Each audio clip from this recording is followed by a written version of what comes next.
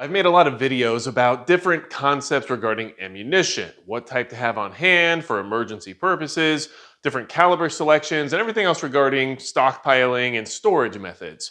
But people still ask me for recommendations on a regular basis. So I wanted to go ahead and make a video of the top 5 pistol and the top 5 rifle cartridges to have on hand for SHTF purposes. You never know what could happen. And in my opinion, these are the best choices you can make for your inventory. Now, as a disclaimer, I want to mention that I'm not going to talk about 12 gauge or 22 long rifle in this video. I think you should have both of them regardless because they're very utilitarian. And then we're just going to talk about rifle and pistol cartridges in addition to those two, because if you want to be well-rounded, they should already be part of your inventory. But when it comes to selecting pistol cartridges or rifle cartridges, it can get a little bit confusing and complex, and of course there are a lot of options that would work, but some are better than others, right? So, first and foremost, let's talk about rifle cartridges. The first of the top 5 rifle cartridges you want to have on hand for SHTF is going to be 5.56 NATO. It's an extremely boring answer, but 5.56 by 45 millimeter NATO is ubiquitous here in the United States. It is what most AR-15s are chambered in. It's what our police and military use regularly, and it is abundant, available, effective, affordable, and it's actually manageable in the sense of recoil and weight. When it comes to carrying lots of ammunition on you, 5.56 is relatively lightweight compared to other cartridges, and it still gets the job done. So, 5.56 NATO is definitely the cartridge you should have on hand, at least in the top 5. Now, moving on from there, let's say you need a little bit more power and a little bit more range. Well, number 2 on this list for the rifle section is going to be 308 Winchester, which can also be 7.62 by 51 millimeter NATO. They're dimensionally the same, but they have different pressures. And today, in this day and age, if something is chambered for 7.62 NATO or 308 Winchester, they can generally use either or. Whereas firearms from many, many years ago, if they were designated for 7.62 NATO, might not have been rated for 308 Winchester due to the increased pressure. So be aware of that. And the same can't be said about the aforementioned 5.56 NATO, because if something is chambered in 223 Remington, it actually can't be used properly with 5.56 NATO, although there's a lot of discourse around that regarding whether or not it's a big deal. But generally, you would suggest not to use 5.56 in a 223 Remington chamber. So back to 308 Winchester. The reason you would want to have this on hand is because it's also very abundant and very available here in the United States. It is a NATO cartridge as well, so you have a lot of firearms used both by military and police that are chambered in 308 Winchester or 7.62 NATO. So it has the footprint you're looking for logistics, and it also has a lot of capability. 308 Winchester can take any game in North America. It really can, and also there's a lot of firearms platforms chambered in 7.62 NATO or 308 Winchester, so you have a lot of options, which I think is very important, and you also have a lot of time-tested options, which are reliable and have shown to be reliable over a long period of time. So 308 Winchester is number 2 on this list. Now, number 3 on the list for the rifle section is going to be 6.5 Creedmoor. Now, originally I was going to put 30-06 Springfield on this list in this position. However, I changed my mind after a little bit more research. Now, 6.5 Creedmoor is becoming much more abundant, much more common, and there's a lot more firearms being chambered in 6.5 Creedmoor that you can't get in 30-06 because it's the difference of a short action and a long action system. And 30-06 is a great round. It's very similar to 308, but just a little bit more punch.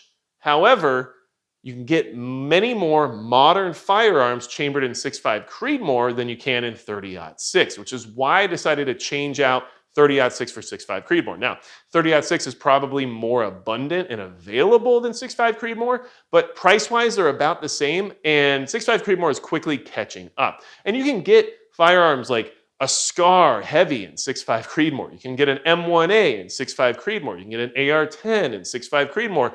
But you can't do those things with 30-06 generally. There are obscure rifles like the H-CAR, which is probably very cool and fun to shoot, but that's very proprietary and a one-off compared to the other aforementioned models and platforms that are out there.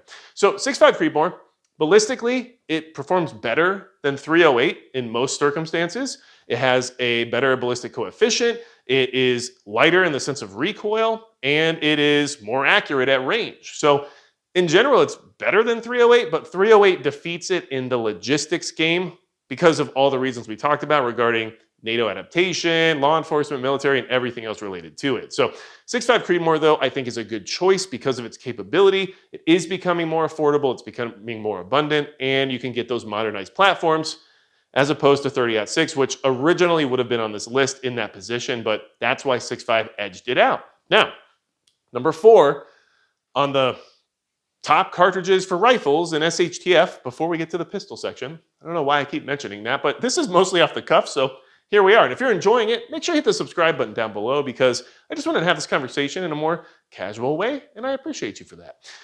Number 4 is going to be 300 Blackout. Now, hold on a second, because I've recently actually washed my hands of 300 Blackout just because of cost and all of the complexity involving, super and subsonic and everything else related to having to manage that inventory. But the reason I put 300 Blackout on this list is because it is the second most popular AR-15 chambering that's out there. And it's also the second most popular AR-15 chambering because of how easily it is changed out from 5.56, since they use the same case dimensionally for the most part anyway. And then they are able to use the same magazines and the same bolts and the same everything other than, the barrel and chamber because of having a 30 caliber projectile.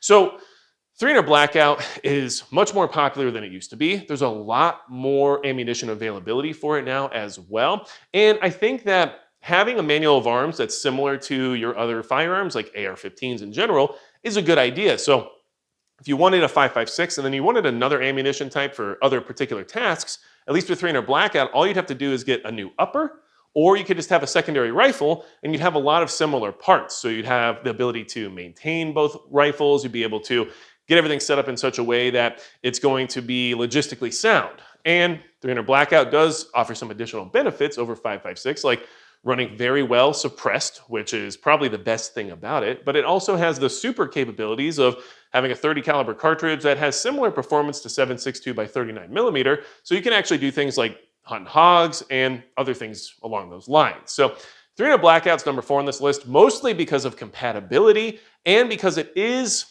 much more popular than it used to be. So the ammunition's available and you get to keep your manual of arms and the functionality of an AR-15 with a separate caliber. That's probably, at least according to my research, the second most popular chambering of AR-15s out there.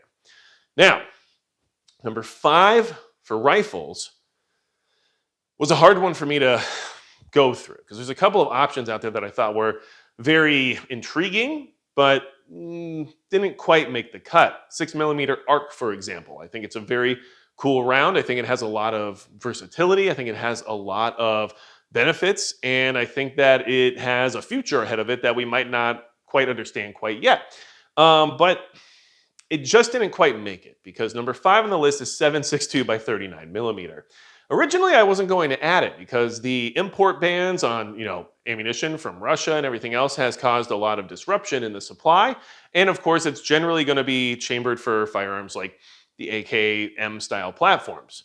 And it does a very good job in those firearms. And so that's something that I would keep in mind if I was going to be choosing an AK. But what I found after doing some more research is that 7.62 by 39 millimeter still actually really available. Even though we got cut off from that overseas supply, we also have a lot of manufacturers here in the US stepping up to provide 7.62 by 39. We have companies like Ammo Inc. and AAC and others that are actually producing it in quantity now. So they're selling it at around the same price of 5.56 NATO. And the reason you might want 7.62 by 39, at least in my opinion, is that you like AKs and you want to run the AK platform. And that's reasonable, especially if you already have a large stockpile of that ammunition. And it is something that you can still access and acquire right now, even though we've had some struggles, right?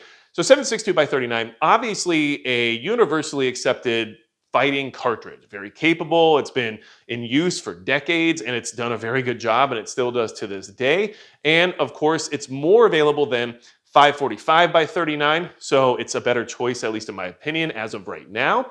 And at the same time, there are firearms that are chambered in 7.62 by 39 that still work not quite at the level of reliability provided by AKs, but you can get ARs chambered in it, although they generally, at least from my experience, aren't super reliable. But you can get things like the SIG MCX Spear LT chambered in 7.62 by 39 millimeter, and it seems to work pretty well. So I put that on the list because as an intermediate fighting cartridge, it's universally accepted as being good at what it does, and it is still accessible here in the States, and it is what I would personally want to run if I decided I really wanted to stick with AKs rather than ARs. And the only reason I would choose it right this second over 545 by 39 is because of ammunition availability. So that is the top 5 rifle cartridges for SHTF. At least in my opinion, those are what I would suggest. If you were trying to choose a rifle right now and you don't really know where to go, I would pick at least one of those 5 cartridges. And then if you decide something else, that's up to you to do. But this is what I would recommend. Okay, so let's talk about pistols now. And if you want to support what I do here, make sure you check the description out as well as the pinned comment. There will be links down there to my website where there are ways you can support the channel that can also help you out, especially when it comes to figuring out like where to find some of this stuff. So for pistols, the number 1 cartridge you should have for pistols, in my opinion, especially in the US, is going to be 9mm Luger. Thought that's pretty obvious. Obviously, it's a NATO cartridge. It's used by all the Western militaries. It's very capable. You get a decent capacity. They have a lot of modern loadings now that pushes 9mm Luger a little bit further than what it used to be capable of. And of course, some of the most reliable firearms in the sense of handguns out there are chambered in 9mm Luger. You get a lot of options then. You get all of the options of your Glocks with your 17, your 19, your Glock 45. You also get SIG P226. You also have, HK, USPs and VP9s, and you have access to Beretta M9s and 92s. And there's some very good firearms chambered in 9mm Luger. M&P 2.0 from Smith & Wesson, right? The list just goes on and on and on.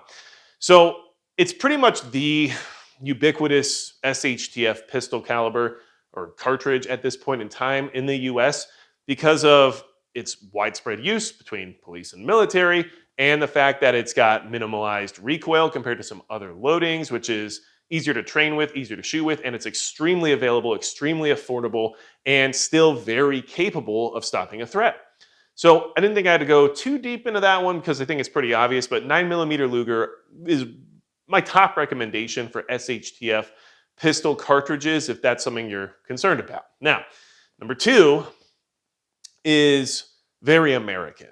And number 2 of the top 5 cartridges I suggest for SHTF regarding pistols is going to be 45 ACP.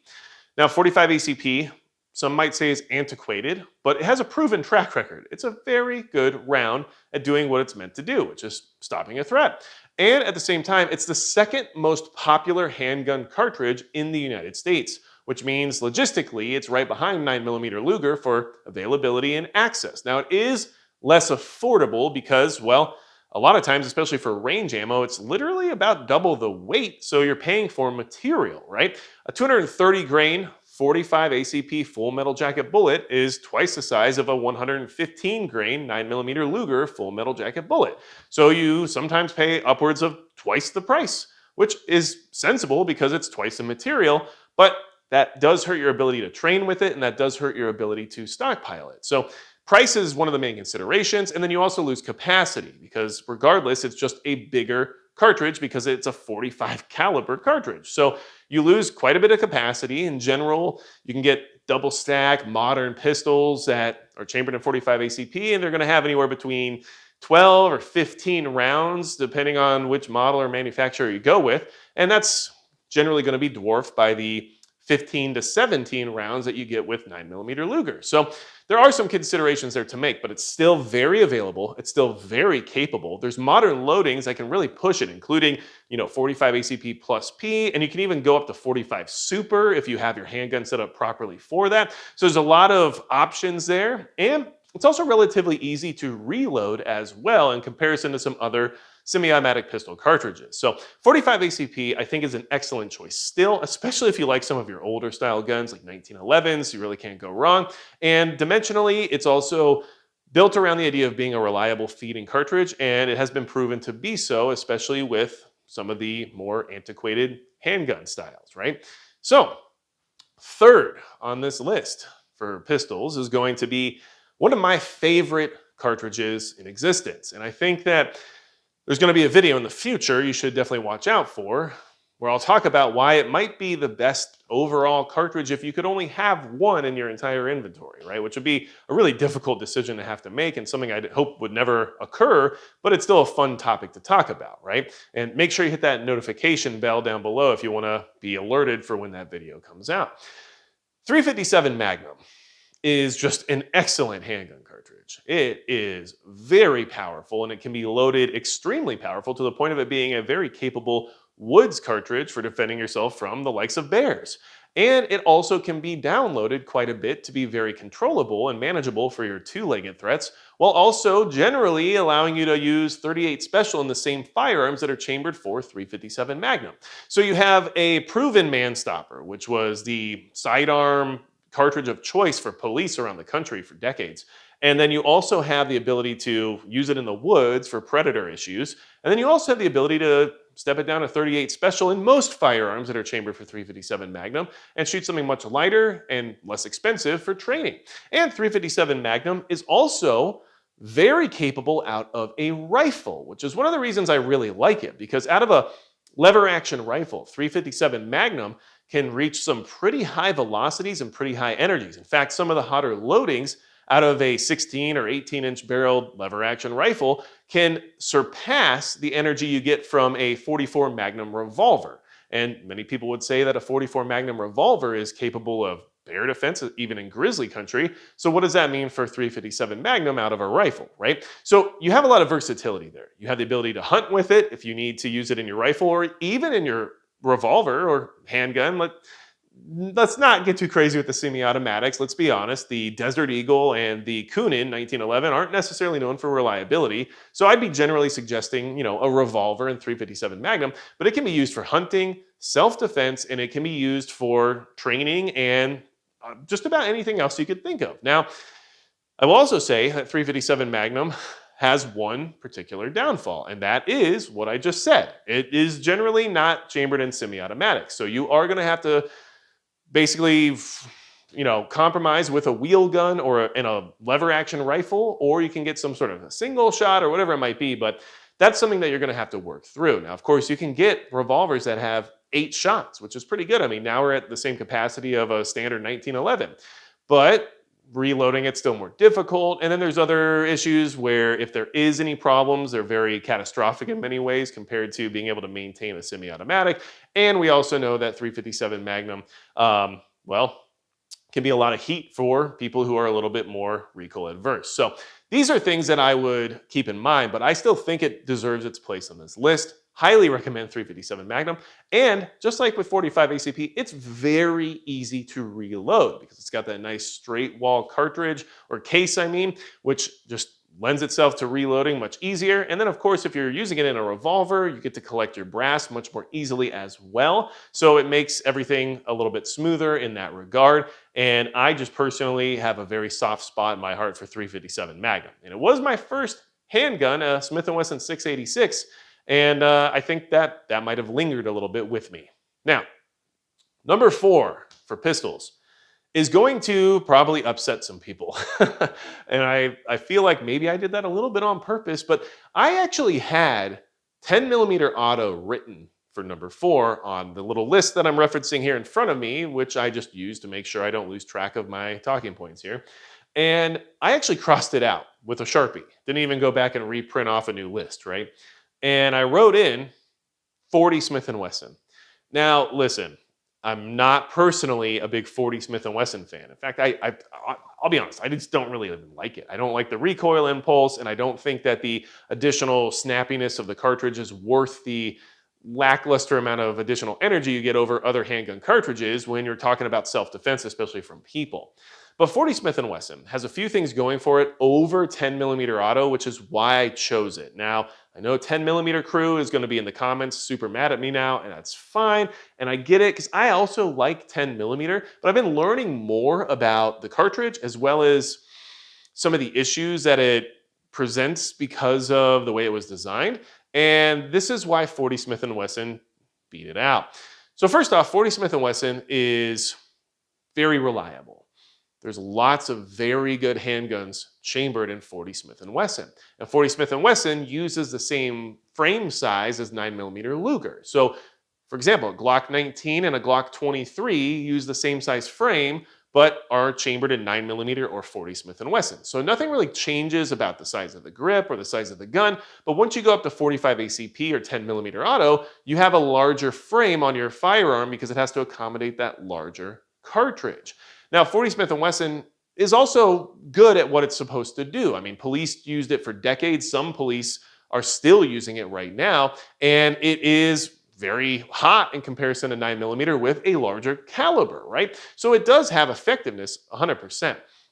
And the reason why it beat out 10mm, well, there's a few. One, it's more affordable and more available. You can get it at any sporting goods store for less money than 10mm almost every single time. And another interesting side note here is that 40 Smith & Wesson is loaded to the correct, velocities and pressures generally when you buy it from the store or from an ammunition manufacturer. But 10mm auto can't always say that. In fact, a lot of 10mm auto is loaded to the same velocities and the same exact performance of 40 Smith & Wesson, which means you're just paying more for a longer cartridge that does the same thing because they're the exact same caliber. 10mm is 40 caliber, right? So that's one of the other things that I found to be interesting is that 40 Smith & Wesson is generally properly loaded because it's the bare minimum for 10mm, but it's what it's supposed to be for 40 Smith & Wesson. And that means it's also capable of reaching out a little bit further past its usual duty of being for self-defense against two-legged threats. And if you get something like the 40 Smith & Wesson outdoors loads that are more for predators or bears or things like that, they perform really well. And it's actually a pretty powerful cartridge once it gets stepped up. And it's not too far off from what 10mm is capable of when you really ramp up the powder charge. So 40 Smith & Wesson is just a little bit more versatile. It's in the same size framed pistols as 9mm, so there's no real compromise or change regarding that. You lose a little bit of capacity. Generally, you're going to have in a gun that has 15 rounds of 9mm, 40 Smith & Wesson might have 13, so you lose a couple rounds. Nothing crazy, but it is something to note. But the other thing that I learned recently because of the owner of Buffalo Board, Tim Sundles, discussing this, which I found to be very interesting, is that 40 Smith & Wesson is generally more reliable than 10mm auto because of the overall dimensions of the cartridges. 10mm auto has a lot of struggles because guns have to deal with the fact that it has a lot of different loadings, a lot of different pressures, and sometimes a little bit of different dimensions depending on what projectiles are being used. And the long, skinny 10mm case is a lot for pistols to be able to easily chamber in comparison to something shorter and more stout like the 40 Smith & Wesson. And that applies to 45 ACP as well as 9mm. So the 10mm requires a gun to be very well tuned and very well accepting of 10mm for it to be extremely reliable, which is why you see so many problems from production firearms chambered in 10mm auto, because they aren't sure what pressure or what velocities are going to be running, so they try to put a recoil spring in that makes sense for your average or for your above average, but it can't really be both.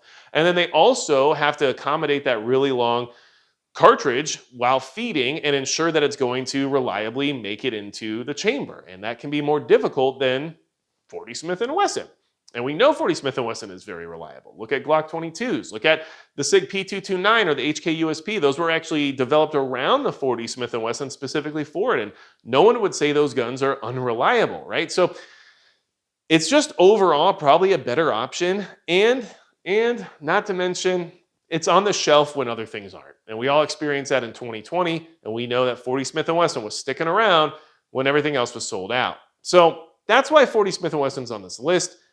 Very capable, it's available, it's more affordable than other cartridges like 10mm auto, and in general, it's going to be around when you need it. So, like I said, not a 40 Smith & Wesson fan myself, but I had to go ahead and put it on the list because it was the right thing to do. Sorry, 10mm crew, I know, let me have it down below in the comments. Now, the last pistol cartridge on this list, number 5, right? This one was a little bit, on the edge for me. I wasn't exactly sure if I wanted to go through with this, but I think it's the right choice because of a couple of reasons. And that choice is 5.7, okay, 5.7 by 28 millimeter. Now, 5.7 is an interesting one. For a while, it was extremely hard to get a hold of and extremely unaffordable. But according to my research, it's become much more affordable as of recent. And there's a lot more firearms chambered for 5.7 than what we used to have access to, because originally it was really just the FN 5.7. But now you have the PSA Rock, you have the Ruger 5.7, I believe Smith & Wesson M&P also has a 5.7 model. So there's a lot more access now to firearms that are chambered in it, and the round is becoming more available. Now, it's not the most effective round, at least from my understanding. It's a very small cartridge, and it has a very small projectile that is fast, but it's just still a handgun cartridge. So why is it on this list? Well, obviously it's still going to have effect, right? Against a soft target, 5.7 is going to make them second guess whether or not they're supposed to be doing what they're doing. But the other thing is that 5.7 is very lightweight. And most of the firearms chambered in 5.7 carry a lot of ammunition. And so, for example, an FN 5.7 carries 20 rounds of ammunition in the magazine. So that's more than anything else we discussed on this list so far. So you are now carrying more rounds in your magazine than all the other guns out there, basically, right? And they're effective rounds. But the best part is that they're also very low recoiling in comparison to other handgun cartridges. So you have a lot of capability, a lot of quantity, and you have an easier gun to shoot, which in certain circumstances might be what's best. Also, 5.7 has some loadings out there that are a little bit spicier that have other capabilities, which may or may not be accessible, but that's still something to consider, that it is out there and it does do some things that people that, I don't know, wear body armor might not like, right? But the other thing is that 5.7, more so than any of the other cartridges on this list for pistols, is more, let's just say, rifle-centric. The round itself just looks like a miniaturized 5.56 cartridge in many ways. And what's interesting is that even though it doesn't ever get up to, rifle-like velocities or have that level of energy to it, it is much more capable out of a rifle-sized package than many of the other aforementioned cartridges. So you have access to things like the P90, or I believe it's the P90S for us civilians that have to rely on semi-automatic. But regardless, one of the other reasons why 5.7 made it on the list is because you can get a 5.7 handgun and a 5.7 chambered, we'll call it a PCC, and in some ways it's kind of like a rifle, and in some ways it's kind of its own thing, right? But you can get these more rifle-like firearms chambered in 5.7, and now you have a pretty complete package while only worrying about one type of ammunition. So much like 357 Magnum, this cartridge can do a little bit of double duty, and it's still capable and still effective while doing so, while remaining very lightweight and allowing you to have a lot of ammo on board. Like I said, the 5.7 pistol, I think it runs 20 rounds in the magazine, and the P90, I'm pretty sure, has 50 round magazines. So that's a lot of firepower on hand, especially if the threat isn't necessarily up armored or some kind of massive predator. If we're just talking about SHTF and we're in a societal collapse where people might just be worried about looting or robbers or marauders or things along those lines, well, 5.7 is going to take care of most of those threats pretty well. And it gives you a lot of versatility, and it means you can have a lot of it on you.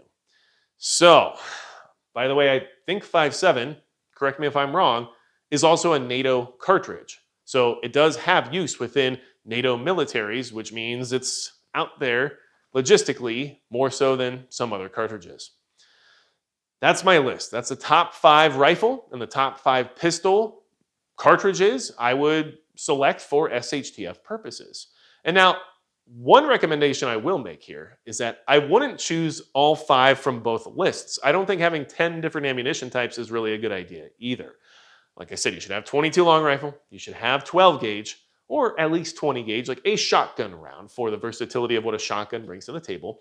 But When it comes to the rifle and the pistol cartridges, I would focus in. I would try to get maybe just like 2 rifle and 2 handgun. And that would be about as far as I'd really want to go. I might say 3 depending, because you could take something like 357 Magnum and then you're like, well, is it a rifle cartridge? Is it a handgun cartridge? Right? So things can overlap, but I wouldn't want to have all 5 on both sides. I prefer to try to focus in. I think 5.56 and 9mm are probably the 2 best options from the 2 lists. And then I might add 1 more rifle and 1 more handgun, or, you know, one more or 1 more rifle and 2 more handgun. And the 2 more handgun might even just be for the fact that you're using it for alternative purposes, like woods carry or things of that nature, where you can justify that additional ammunition inventory. So that's the video.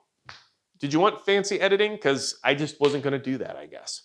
And at the same time, if you found it valuable, share it around. Maybe this helps people out who aren't really sure where to get started, because I know it's 2025. We've been doing this for a long time, but there's new people starting every single day. And I hope those new people found some value in this, because it might give them some direction they didn't have otherwise. If you need anything else from me at all, go to magicprepper.com. There's stuff there. And besides that, that's going to be it for Magic Prepper.